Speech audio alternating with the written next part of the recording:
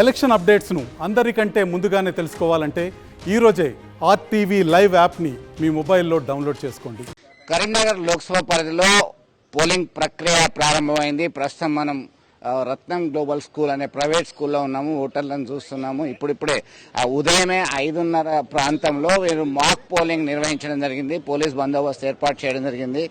వీరికి ఇచ్చినటువంటి శిక్షణ మేరకి అందరు కూడా presiding officer, assistant presiding officer, other presiding officer, ఇతర సిబ్బంది అంతా కూడా నిన్ననే చేరుకొని వారి యొక్క కార్యక్రమాలు చేపట్టడం జరిగింది. ప్రస్తుతం మనం చూస్తున్నాం ఇక్కడే ఉదయమే వారి యొక్క ఓటు హక్కు వినియోగించుకోవడానికి బారులు తీరారు. క్యూలో ఉన్నటువంటి పరిస్థితి.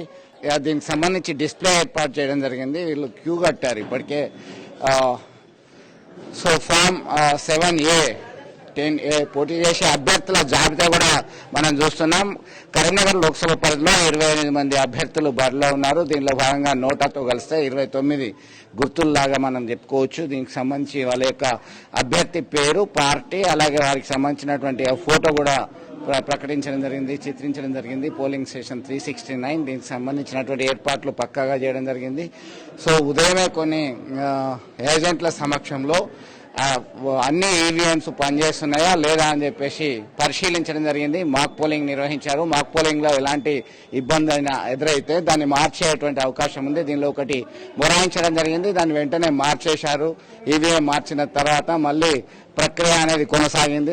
ప్రస్తుతం మనం చూస్తున్నాం ఇక్కడ అందరూ కూడా ఉత్సాహంగా 7 గంటలకే వచ్చి వాళ్ళ యొక్క ఓటు హక్కును వినియోగించుకోవడానికి సిద్ధంగా ఉన్నటువంటి పరిస్థితి. కొంతమంది ఓటు హక్కును కూడా వినియోగించుకోవడం జరిగింది.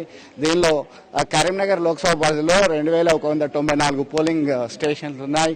17,97,000 మంది ఓటర్లు ఉన్నారు. 28 మంది అభ్యర్థులు పోటీ చేస్తున్నారు. దీంతో అంతా కూడా ఎలాంటి అవాంఛనీయ ఘటనలు జరగకుండా ప్రశాంతమైనటువంటి వాతావరణంలో ఓటు హక్కును వినియోగించుకోవడానికి ఏర్పాటు చేయడం జరిగింది. దీనిలో ప్రతి ఒక్కరు కూడా వారికి సంబంధించినటువంటి ఐడి కార్డు, 12 రకాల ఐడి కార్డులని వారు అలో చేయడం జరిగింది. ఆ ఐడి కార్డు ప్రభుత్వంతో నిర్ధారించినటువంటి ఐడి కార్డు ఏదైనా కానీ తీసుకొచ్చి ఆ పోలింగ్ సెంటర్లో వాళ్ళు సబ్మిట్ చేయాలి. సబ్మిట్ చేసినట్టయితే ఓటు వేయడానికి అవకాశం ఉంది.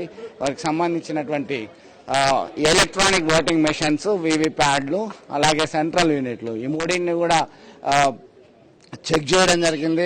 నిరంతరం చెక్ చేస్తూ ఉన్నారు. దాదాపుగా 1 గంట సేపు సమయం పొడిగించడం జరిగింది మండుతున్నటువంటి ఎండల్లో భాగంగా అని చెప్పేసి. అయితే గత సాయంకాలం నుంచి కూడా ఒక ప్రశాంతమైన ఆహ్లాదకరమైనటువంటి వాతావరణం అయితే నెలకొంది. దీనిలో భాగంగానే మనం చూస్తున్నాం. దాంతో ఉదయం 7 గంటల నుంచి సాయంత్రం 6 గంటల వరకు పోలింగ్ ప్రక్రియ కొనసాగుతుంది. అయితే పెద్దపల్లి లోక్సభ పరిధిలో మంథని, మంచిర్యాల, బెల్లంపల్లి లాంటి ప్రాంతాల్లో 4 గంటలకే పోలింగ్ ముగుస్తుంది. తీవ్రమైన ప్రాబల్యం ఉన్నటువంటి ప్రాంతాలు కాబట్టి దానిలో 1 గంట ముందుగానే క్లోజ్ చేశారు. క్లోజ్ చేసినటువంటి పరిస్థితిని మనం గమనిస్తున్నాం. దీంతో ప్రతి ఒక్కరు పోలింగ్ శాతం పెంచడానికి ఎన్నికల అధికారులు ఈ దఫా ఒక ప్రత్యేకమైనటువంటి చర్యలు తీసుకోవడం జరిగింది. తీసుకున్న తర్వాత పోలింగ్ పర్సెంటేజ్ ఉండాలి, ఓట్ ఫర్ ష్యూర్, నేను ఓటు వేయడం అనేది నేను గర్వంగా ఫీల్ అవుతున్నాను అని చెప్పేసి స్లోగన్ కూడా ఇవ్వడం జరిగింది. ఓట్ ఫర్ ష్యూర్ అంటున్నారు. దీనిలో భాగంగానే ఓటు వేశారు.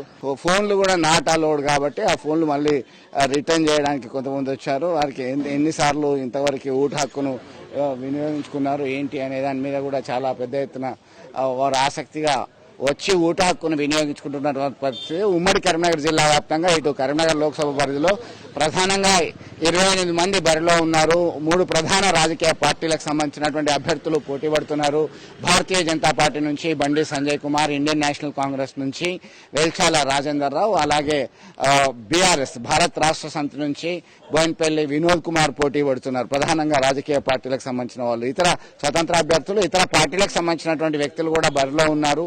ఇక పెద్దపల్లి ఎస్సీ రిజర్వ్డ్ లోక్సభ నియోజకవర్గం నుంచి సైతం 3 ప్రధాన రాజకీయ పార్టీ అభ్యర్థుల మధ్య బలమైనటువంటి పోటీ ఉంది. ఇక్కడ పెద్దపల్లి ఎస్సీ రిజర్వ్డ్ నియోజకవర్గంలో బీఆర్ఎస్ అభ్యర్థిగా కొప్పుల ఈశ్వర్ బరిలో ఉన్నారు. ఇండియన్ నేషనల్ కాంగ్రెస్ నుంచి గడ్డం వంశీ బరిలో ఉన్నారు. అలాగే భారతీయ జనతా పార్టీ నుంచి గోమాస శ్రీనివాస్ బరిలో ఉన్నారు. ఇక ఇతరత్ర 33 మంది పైగా పోటీ పడుతున్నారు. సింగరేణి కార్మికులు, కార్మిక కుటుంబాల యొక్క ప్రభావం పెద్దపల్లి లోక్సభ పరిధిలో ఎన్నికల్లో చాలా అధికంగా ఉంటుంది.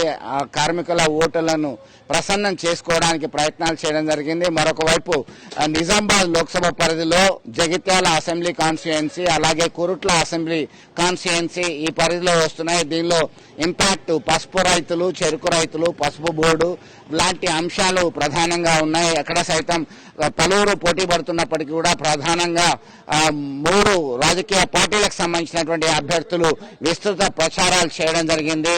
భారతీయ జనతా పార్టీ నుంచి అక్కడ ధర్మపురి అరవింద్ పోటీ పడుతున్నారు. అలాగే ఇండియన్ నేషనల్ కాంగ్రెస్ నుంచి ఎమ్మెల్సీ తాడిపర్తి జీవన్ రెడ్డి ఉన్నారు. బాజిరెడ్డి గోవర్ధన్ రెడ్డి భారత్ రాష్ట్ర సమితి నుంచి ఆయన పోటీ పడుతున్నటువంటి పరిస్థితి. ఈ అంశాలు అయితే ప్రభావపరిచేటువంటి అవకాశం ఇటు నిజామాబాద్ లోక్సభ పరిధిలో ఉన్నాయి. ఓవరాల్ గా చూసినట్టయితే ఈ దఫా లోక్సభ ఎన్నికల్లో ఈ 4వ దశ ప్రక్రియ అనేది కొనసాగుతుంది.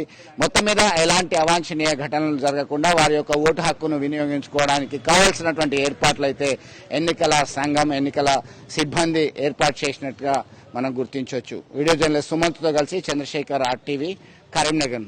మరిన్ని వీడియోస్ కోసం ఛానల్ ని సబ్స్క్రైబ్ చేయండి. లేటెస్ట్ అప్డేట్స్ కోసం వాట్సాప్ ఛానల్ ని ఫాలో చేయండి. అండ్ లింక్ డిస్క్రిప్షన్ లో ఉంది.